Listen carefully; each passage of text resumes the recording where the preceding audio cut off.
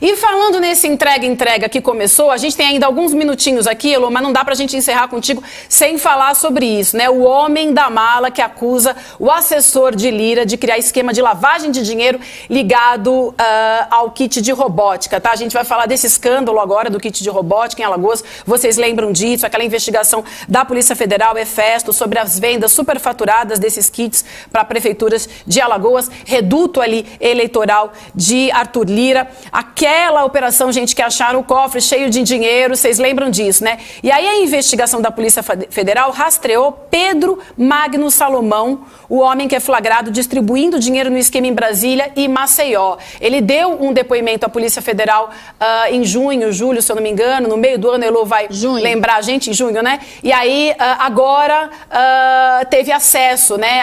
A imprensa teve acesso a esse depoimento. Vou deixar a Heloísa contar pra gente, então, como é que era esse esquema e o que ele disse nesse depoimento, que só foi divulgado agora, embora tenha acontecido há 2 meses. Elô. Então vamos lá, Pedro Salomão contou para a polícia que foi procurado por Luciano Cavalcante, assessor de Arthur Lira há anos, é o grande braço direito de Arthur Lira. E foi procurado porque o Luciano dizia, eu vou ter aí várias coisas que eu vou ter que receber e vai ficar muito pesado, como quem diz, se eu começar a botar muito dinheiro na minha conta, eu vou ter que pagar muito tributo e vai dar muito na pinta. Então, o que fez o Pedro, que na matéria até é chamado de contador? Eu morri de rir quando eu li isso, contador, né? Tá certo. Os contadores profissionais devem ter ficado bastante irritados, porque ele é um agenciador financeiro de movimentações escusas. Mas o que ele fez? Ele abriu 3 contas para tudo que o Luciano precisasse receber fosse depositado nessas contas. E ele então dava um jeito de lavar esse dinheiro e dar em dinheiro vivo para o Luciano ou para as pessoas para quem o Luciano mandava pagar.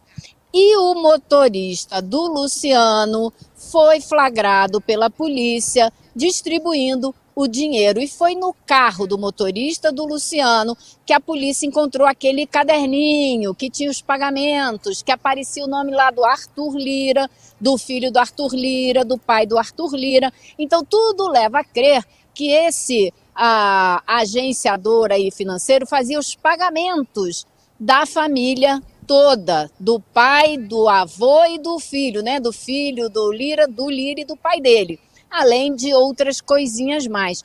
Agora, ele entregou tudo, porém, na véspera, né? Ele entregou, o vídeo foi vazado na véspera do suposto julgamento no Supremo Tribunal Federal, que ia decidir se esse caso, se essas provas levantadas na Operação Efesto podem ser usadas contra Arthur Lira. E o ministro Gilmar Mendes, seguindo, diz ele, a orientação da PGR, disse que não podem. Essas provas, quando forem para o caso de Arthur Lira, estão canceladas. Essa foi uma decisão muito importante que aconteceu ontem e que, claro, está sendo motivo de muita discussão também. Por que não poder usar para Arthur Lira? Ele, certo, tem foro privilegiado, mas a investigação, quando começou, não tinha o nome dele. Quando o nome dele surgiu, todas as provas foram enviadas para o Supremo. E aí Gilmar Mendes suspendeu essa investigação a pedido dos advogados e foi ouvir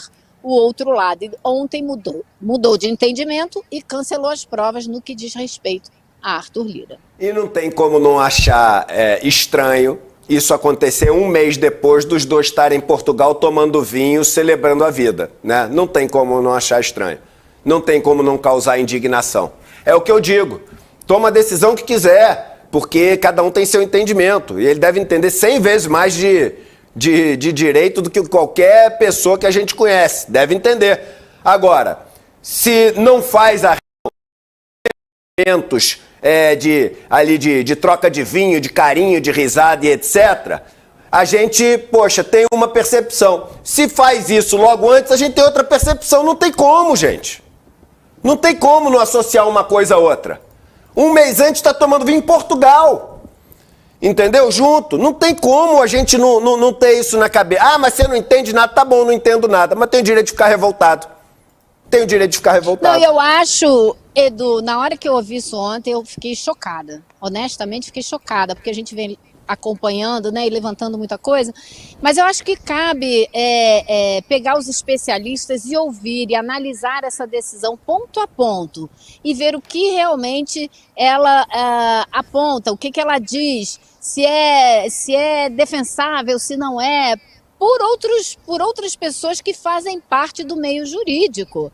Né, ouvir o que elas têm a dizer, analisar a fundo essa decisão, porque a gente está falando aqui de um ministro do Supremo e a gente está falando do presidente da Câmara, né, não é pouca coisa, então é muito importante, são peças-chaves da República Brasileira, que tem que ser, claro, estão sob um escrutínio ainda maior do que qualquer outra pessoa, qualquer pessoa comum, né?